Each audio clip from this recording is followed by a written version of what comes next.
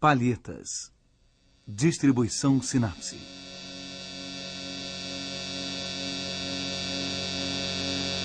No canto de uma sala, perto de uma janela com vidros pequenos, um homem se inclina na direção de um globo celeste. Na sua frente, um tapete, livros, instrumentos científicos.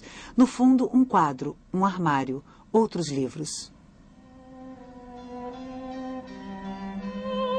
A textura da luz. O astrônomo. Johannes Vermeer. Museu do Louvre, Paris.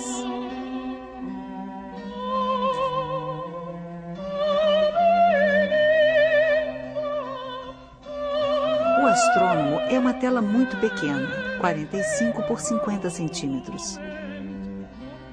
Ela se parece com outra de dimensões semelhantes, o geógrafo, que se encontra no Museu de Frankfurt.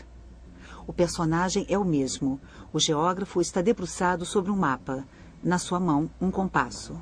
As duas telas ficaram muito tempo juntas. Sua semelhança prenuncia uma das características da obra. Vermeer, pintor com apenas 34 quadros conhecidos, mas que são variações em série sobre enigmáticas cenas de interior. Cada quadro tem uma relação com os outros. Para compreender o astrônomo, é necessário entender todo o conjunto. 3 obras de sua juventude. Alcoviteira, Vermeer tinha 24 anos e era influenciado por Rembrandt. O Descanso de Diana e Cristo na Casa de Marta e Maria. Depois, Soldado e Moça Sorrindo, A Jovem Adormecida, A Leitora na Janela. A Leiteira. Mulher na Janela. Dama bebendo com um cavalheiro. Dama com 2 cavalheiros. O Colar de Pérolas. Mulher e a Balança. A Leitora de Azul. Concerto para 3 pessoas. Aula de música. Aula de música interrompida. Jovem com véu. Jovem com chapéu vermelho. A autoria de Vermeer é contestada. Jovem com turbante. A rendeira. A tocadora de violão. A tocadora de alaúde. Jovem escrevendo. Jovem com aia segurando uma carta. A carta de amor. Jovem escrevendo uma carta com aia. Dama tocando espineta. Dama em pé ao lado da espineta. 2 paisagens. Uma rua de Delft. Vista de Delft. 2 alegorias. A alegoria da fé. A alegoria da pintura. Pintor sem rosto. Pensou-se que ele havia se retratado em A Alcoviteira, como nos autorretratos de Rembrandt. Ou que aparecesse como cavalheiro, professor de música, geógrafo, astrônomo. Como ele mostrou sua mulher ou suas filhas, hipóteses sedutoras, mas impossíveis de serem verificadas. Alguns indícios nos arquivos da cidade de Delft. Ele nasceu e foi criado num dos lados da Praça do Mercado. Depois, viveu do outro lado após seu casamento com Catarina Bolenis. Ela era católica, ele era protestante. Talvez ele tenha se convertido. Ela lhe daria 11 filhos. Ele se inspirava no interior de sua própria casa ou inventava completamente seus interiores. Nos quadros de Vermeer, parece haver apenas 5 cômodos diferentes. O mais retratado é uma sala com piso de grandes lajotas pretas e brancas, com o qual o pintor se diverte fazendo inversões ou transformando os motivos. Quarto menor com piso de tabuleiro de damas e janela armoriada. Salão com grandes janelas duplas e parede cheia de azulejos de Delft. Um cômodo com uma janela mais rústica e cuja decoração é muito mais despojada. Enfim, uma pequena sala com janelas duplas, a sala do geógrafo e do astrônomo. A maior parte das cenas de interior se situa em um canto. À esquerda, as janelas e a luz. Ao fundo, uma parede paralela ao plano do quadro. Às vezes, vemos o sol e uma parte do teto, nunca o exterior. As proporções desses cômodos e as perspectivas são tão precisas que um estudioso pôde fazer os cálculos e concluir que Vermeer trabalhava sentado, muito perto do objeto pintado, com os olhos a cerca de 1,10 m do solo. O mesmo estudioso concluiu que o pintor devia medir entre 1,65 m e 1,70 m de altura. A partir das informações contidas apenas em O Astrônomo, foi possível reconstituir exatamente o cenário e verificar a fidelidade das luzes, das sombras e das proporções. Para passar do cenário de O Astrônomo ao de O Geógrafo, basta mudar o eixo da câmera e a iluminação. Em uma tela e outra, encontramos os mesmos objetos: a jarra, a cadeira com cabeças de leão, a viola de gamba.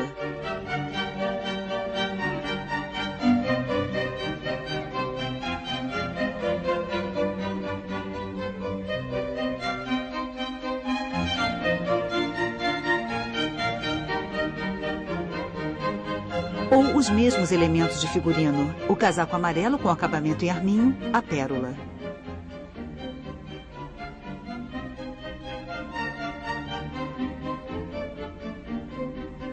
Muitas vezes encontramos mapas nas paredes. Todos são mapas autênticos vendidos na época, com os quais os holandeses gostavam de decorar suas casas. Eles existem ainda hoje em diversas bibliotecas da Europa e da América. Outro objeto frequente é o quadro dentro do quadro.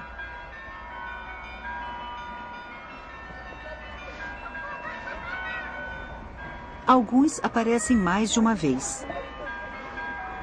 Vermeer possuía uma tela de Dirk van Baburen, a alcoviteira, que aparece em 2 dos seus quadros, mas com formatos diferentes. Esse quadro pertence hoje ao Museu de Belas Artes de Boston. Um outro quadro foi identificado como Moisés Salvo das Águas, talvez da autoria de Peter Lely. Ele aparece em O Astrônomo, mas com um formato muito reduzido. Em O Geógrafo, um mapa marinho substitui o Moisés. Em O Astrônomo, todos os outros objetos têm um papel preciso.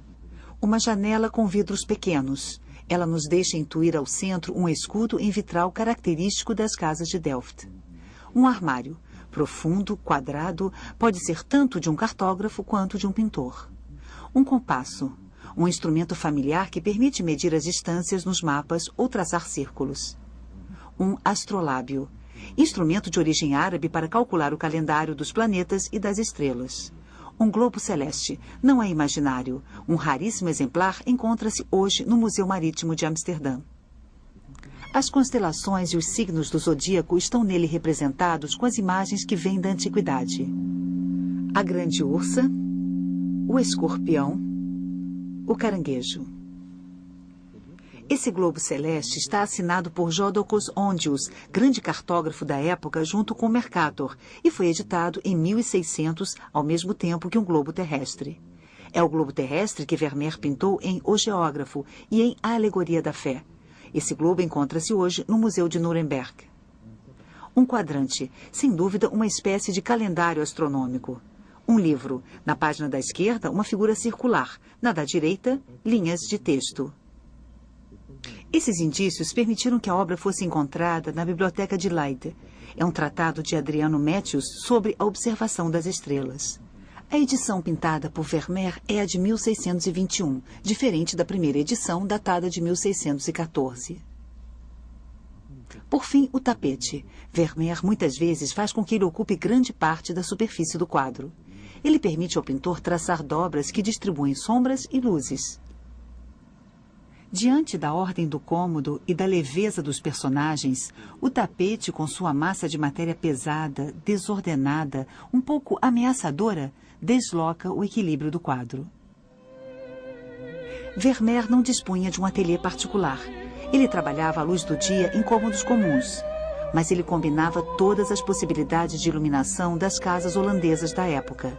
Janelas superiores ou inferiores claras ou coloridas, venezianas internas ou externas, vitrais e cortinas permitiam-lhe modular a luz do sol.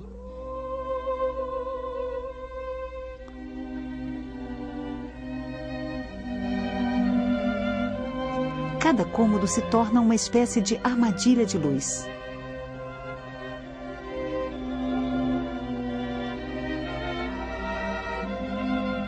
O pintor fica bem perto da parede esquerda e a cena é frequentemente iluminada pelas janelas situadas atrás dele. Sobre o jarro, o reflexo dessas janelas. Jogos de tapeçaria permitem que ele dose a luz. O dispositivo de luz é integrado ao quadro e aparece como os outros elementos decorativos. Em O Astrônomo e o Geógrafo, a mesma janela dupla é utilizada. Um batente fechado por uma veneziana e uma cortina. 2 batentes e muita luz com cortina em primeiro plano. Em O Astrônomo, a janela de onde provém a luz impõe seu perfil à imagem. Ela traça uma vertical repetida pelo armário ou pelo quadro. E uma horizontal repercutida no armário e nas suas saliências.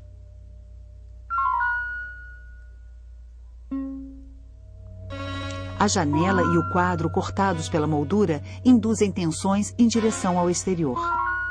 A direção da luz provoca um sistema de sombras ligeiramente deslocado em relação à diagonal. O centro do quadro se confunde com o ponto de fuga das perspectivas.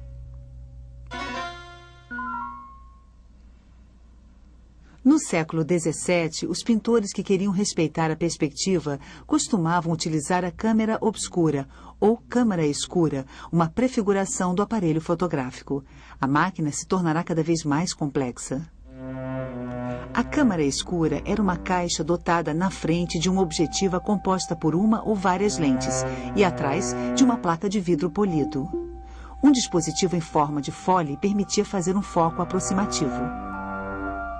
A imagem obtida era invertida horizontal e verticalmente. Graças a um espelho, era possível colocar a imagem de cabeça para cima. Ela era então corrigida verticalmente, mas continuava invertida horizontalmente. Bastava traçar as linhas principais da imagem para colocar os volumes, as linhas e as perspectivas no lugar. Será que a estranheza das imagens de Vermeer deriva dessa visão fotográfica prematura? Primeiro indício, a visão em planos. Aqui o tamanho do homem é muito maior do que o da jovem. Um efeito que podemos observar com as lentes fotográficas de curta distância focal quando estamos próximos do objeto. Nos quadros de Vermeer, os objetos dos primeiros planos assumem grande importância. Segundo indício, objetos desfocados. A noção de profundidade de campo tornou-se posteriormente familiar graças à fotografia e ao cinema. Se o foco está nas frutas do primeiro plano, os vidros e a parede do fundo estão fora de foco. Se o foco está no segundo plano, o primeiro plano, por sua vez, se torna desfocado. Enfim, se o foco está na parede ao fundo, o primeiro e o segundo planos ficam desfocados. Em A Leiteira, os primeiros planos são ligeiramente desfocados, enquanto podemos ver até as menores marcas deixadas pelos pregos na parede ao fundo. Podemos dizer, portanto, que Vermeer pintava fora de foco. De fato, se analisarmos os quadros de alguns de seus contemporâneos, podemos observar uma busca de realismo absoluto, um contorno preciso, uma iluminação muitas vezes codificada. Para Vermeer, ao contrário, o objetivo era representar a impressão de um dado instante. O contorno tinha menos importância. Terceiro indício, o rigor da perspectiva. A perspectiva central é característica da visão fotográfica. Muitas vezes, quando a perspectiva provocava diminuição de proporções, os pintores trapaceavam. Vermeer aceitava totalmente a diminuição das proporções do braço da leiteira, da mão do pintor, da mão do geógrafo, ou ainda os excessos de luz que suprimem a aresta do nariz da jovem com véu ou da jovem com pérolas. Quarto indício, o pontilhismo. Se variamos o foco de uma lente, os reflexos brilhantes se espalham e acabam produzindo halos circulares ou círculos de confusão. Em vários quadros de Vermeer, no lugar exato onde os objetos estão desfocados, aparecem inúmeros pontos brilhantes.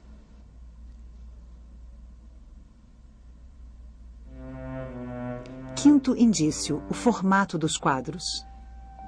Uma lente circular projeta sobre o vidro polido uma imagem circular ou ligeiramente ovalada. Um quadrado ou um retângulo ligeiramente pronunciados são as figuras mais práticas para recuperar essa imagem e eliminar as bordas desfocadas ou mais escuras. Daí a forma das câmaras escuras. Notou-se justamente que as telas de Vermeer tinham proporções um pouco reduzidas e que suas formas retangulares aproximavam-se muito de um quadrado. A vista de Delft é um exemplo ainda mais flagrante dessa visão quase fotográfica. A cidade é vista a partir do sul. No centro, as portas de Schiedam e de Roterdã. O relógio da primeira porta marca 7h10. O sol baixo ilumina o leste dos telhados. É manhã. A riqueza de detalhes e a luz são ainda mais surpreendentes porque, naquela época, os pintores nunca pintavam ao ar livre. Podemos encontrar o lugar preciso onde Vermeer pintou. A margem do rio. A paisagem vista bem do alto. Agora, essa margem é plana. Vermeer pôde se instalar no andar superior de uma das casas de lá e utilizar um dispositivo de câmara escura mais complexo, talvez igual ao que usavam os astrônomos para observar a imagem do Sol. Ele talvez tenha podido assim desenhar os contornos de sua paisagem e inserir certos detalhes.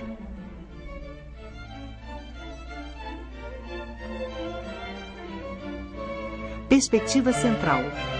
Continuismo. Formato quase quadrado. Visão em planos. Primeiro plano e personagem desfocados. Todos esses elementos também caracterizam o astrônomo. A câmara escura é apenas um instrumento. Ela pode ter influenciado a visão de Vermeer ou sugerido efeitos, mas não explica tudo. O astrônomo foi pintado sobre uma pequena tela de linho, esticado num chassi de madeira e mantido esticado graças a travas de madeira que foram substituídas depois por pregos metálicos que criaram leves tensões nas fibras. O tecido da tela é muito fino e deve ter sido coberto por um verniz escuro. Em A Alegoria da Pintura, o pintor aplica diretamente suas tintas sobre um verniz cinza, após ter traçado com greda ou pincel contornos que talvez tenham sido decalcados anteriormente no vidro polido da câmara escura. Os azuis do tapete, os verdes e ocres amarelados do globo e da janela, os ocres avermelhados dos fundos, os violetas azulados da cadeira e das áreas de sombra, grande parte do círculo das cores está representada. Os pigmentos de Vermeer são clássicos. Amarelos são sulfeto de arsênico, verdes são malaquita, o branco é cerusita, o ocre amarelado e o ocre avermelhado são cinabre. Um dos pigmentos preferidos do pintor era o azul ultramarino tirado do lápis lazuli. Ele aparece muito em todos os quadros e serve de base para todas as sombras. Vermeer não usava preto. Ele o obtinha misturando marrom e azul ultramarino. E costumava preparar seus verdes misturando azul com amarelo claro vegetal, provavelmente obtido da decocção de flores amarelas. Este verde envelheceu mal. O pigmento vegetal amarelo se degradou. As árvores de vista de Delft tornaram-se azuis, como os loureiros do modelo e do quadro em A Alegoria da Pintura. A roupa do astrônomo tem uma cor imprecisa entre o verde e o azul, e é possível que o mesmo fenômeno tenha acontecido. O personagem do astrônomo foi bem escolhido. Vermeer explorou matéria e luz com um rigor comparável ao de um sábio da época, como Newton. Até então, os pintores representavam as sombras com nuances de preto ou marrom. Vermeer foi um dos primeiros a levar em conta suas cores e a usar o degradê. Em A Leiteira, um minúsculo pedaço de vidro quebrado deixa passar um raio da luz do sol que a janela filtra e torna azulada. Essa atenção minuciosa com a luz é ainda mais evidente no tratamento dos reflexos. Reflexos das roupas sobre a pele dos personagens, reflexo dos personagens nas janelas e espelhos. Os reflexos organizam todos os espaços e modelos de um rosto.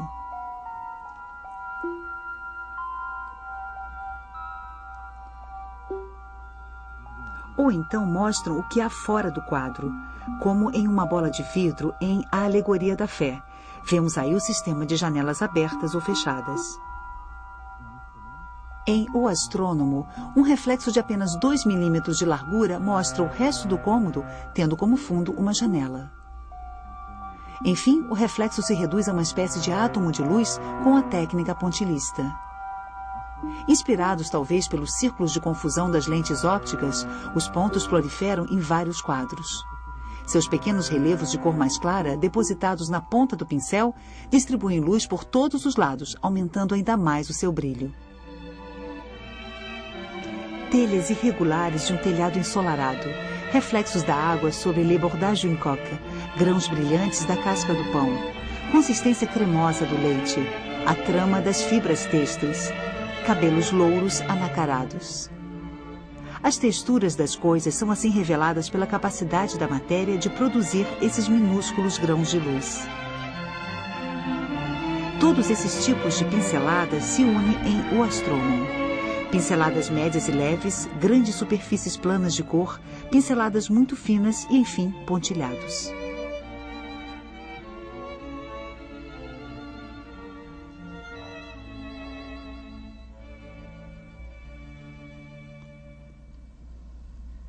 O quadro é assinado e datado de 1668. A caligrafia parece a de um outro quadro, mas o nome e a data podem ter sido adicionados por um marchand após a morte de Vermeer. A trajetória de O Astrônomo foi de fato muito movimentada. Com O Geógrafo, fez parte de vários leilões na Holanda. Os dois quadros foram levados para a França em 1785. As finanças reais, em baixa, não permitiam que fossem comprados, e os quadros retornaram à Holanda. O Astrônomo foi vendido em Amsterdã em 1797 e 1800. Vai parar em Londres em 1863. Reaparece no inventário de Leopold Double em Paris. E vai para a coleção de Alphonse Rothschild, grande colecionador das escolas nórdicas. A partir de 1938, os nazistas começam a saquear os bens dos judeus em toda a Europa. O Astrônomo é confiscado com as coleções dos Rothschild.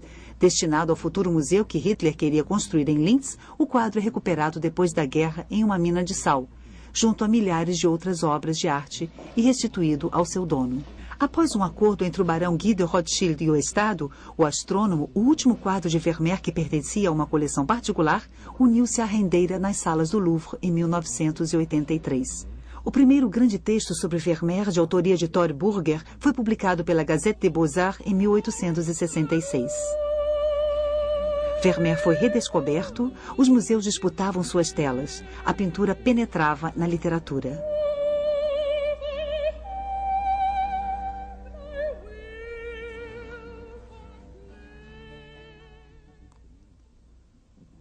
Um globo sobre uma mesa, uma janela que ilumina um cômodo.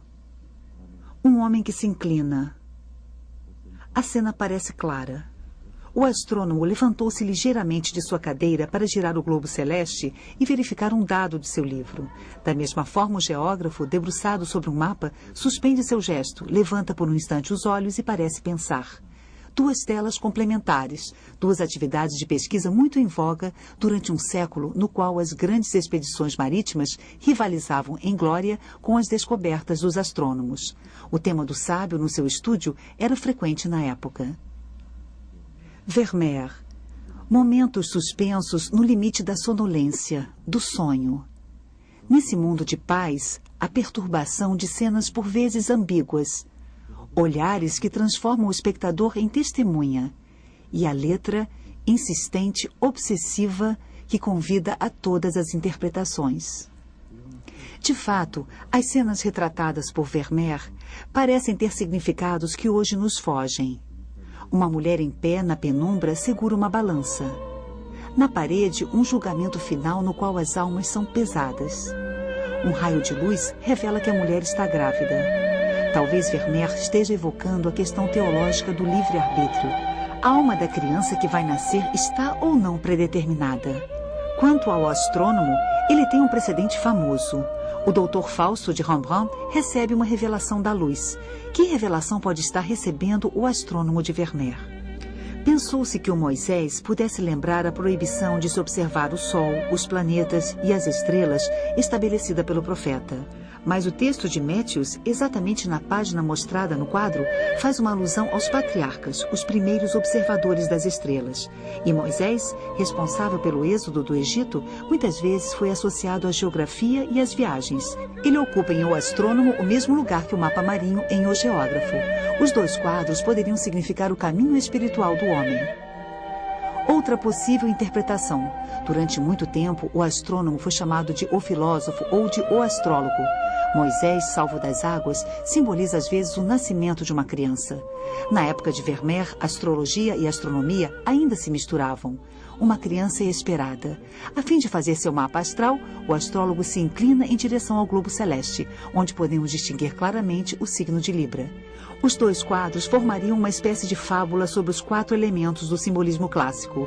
O tapete de O Geógrafo evoca a cor e a textura da Terra. Seu mapa marinho evoca as águas. O globo celeste de O Astrônomo evoca o ar. Moisés, o mundo aquático. A luz do sol que banha os 2 quadros equivaleria ao fogo.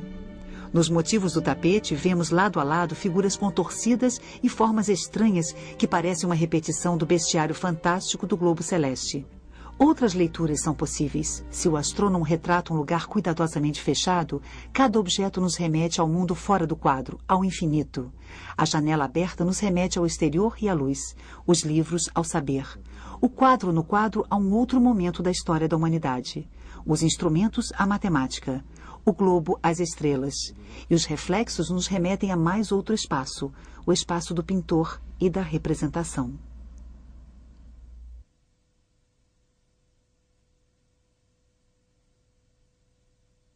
Versão brasileira Audio News.